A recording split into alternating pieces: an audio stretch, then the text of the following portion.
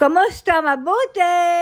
For today's video. For today's video, itong aming mga kaganapan bago ang kaguluhan dito sa Israel. Araw nga yan ng Biyernes at umaga pa nga lamang ay pinahanda na sa akin ni Lola yung aking kwarto na siya naming bomb shelter o mama dito sa bahay. Hindi naman bago sa amin ang kaguluhan dito at may mga araw din na umaabot dito sa aming lugar ang racket. Pero ng araw na yan ay may matinding banta ng pagsalakay ang bansang Iran dito sa Israel. Kaya ang babala sa lahat ay maging alerto at manatili sa bomb shelter ng araw na yan dahil matinding gulo ang mangyayari. Kaya bago pa magsimula ang kaguluhan ay kailangan ko nang mailipat si Lola sa bomb shelter. Ayan ang aking kwarto, ang bomb shelter namin dito sa bahay. Mukhang ordinaryong kwarto lamang pero nababalot siya ng bakal. Eto nga't ililipat ko na si Lola para kung sakali na may siren o alarm na hudyat na may paparating na racket ay kami na lamang ni Nilush ang pupunta sa mamad o bomb shelter. Kapag nagsimula na ang alarm ay mayroong nakalaan na 90 seconds para makarating ng mamad o bomb shelter. At sa kondisyon ni Lola na mahirap ibangon sa kama at mabagal lumakad, ay kapag inabutan ng alarm sa kanyang kwarto ay wala pa kami sa kalagitnaan ng paglakad ay naabutan na din kami ng pagsabog bago makarating ng bomb shelter. Sa tulad nga namin mga caregivers ay nakataya din ang aming kaligtasan para masigurado lamang din ang kaligtasan ng aming mga alaga.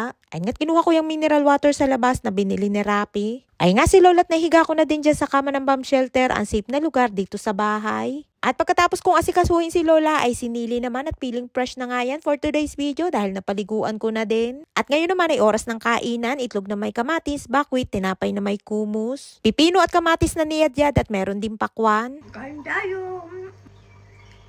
Masarap! Dan nakakatay masiklim. Suka-suka, may kusa, may bide. Nakatay.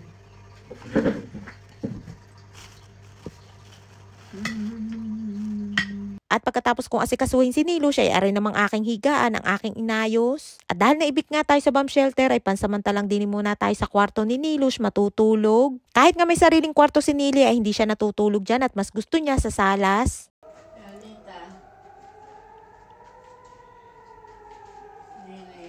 Boy.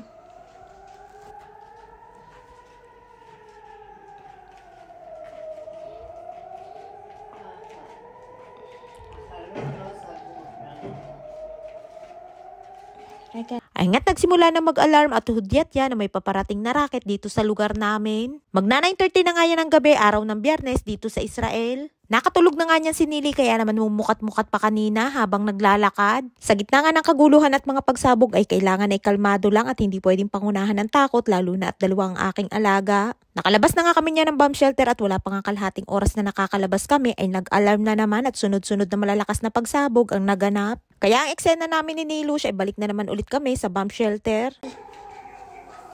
Boy!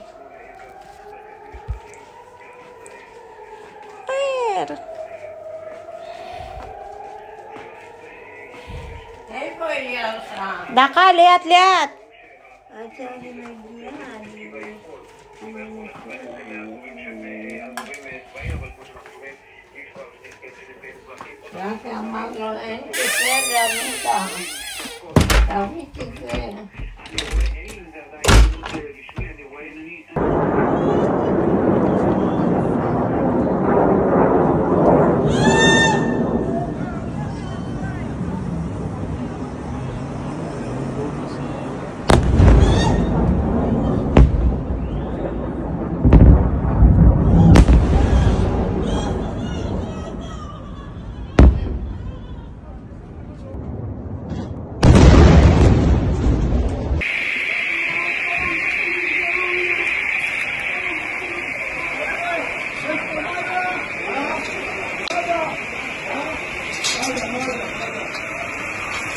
Ay nga't habang kami nasa loob ng bomb shelter ay ilan lamang niya sa mga naging kaganapan sa labas habang umuulan ng missiles. At ang video na yan ay sa Tel Aviv yung lagi kong pinupuntahan kapag nagday off ako. Nasa 15 to 20 minutes lamang ang biyahe mula dito sa aming bahay. At mas nakakatakot nga ngayon dahil ballistic missiles ang kanilang ginagamit at sa sobrang lakas nga ay halos gumuho ang building na matamaan ito. At hindi nga lahat ng missiles ay kayang saluhin ng Iron Dome kaya naman mas nakakatakot din. Tanging dasal nga lamang ang aming pinakamabisang sandata para sa aming kaligtasan. At syempre maraming po salamat sa inyo lahat sa inyong mga panalangin at patuloy kaming nasa maayos at ligtas ng aking mga alaga. At sana nga'y matapos na at makabalik na ulit sa maayos at normal ang lahat. At nang makalabas nga ulit kami sa bomb shelter ay sabi ko kay Nili ay matulog na. Pero hindi pa nga dyan natatapos dahil nakailang beses pa na nag-alarm at ilang beses pa ulit kami nagpabalik-balik sa bomb shelter. Ay siya hanggang dito lamang ating kwento for today's video. Maraming po salamat sa inyong suporta at laging panonood. Mag-ingat po kayo palagi. And please subscribe to my YouTube channel. Please follow and share. Salamat!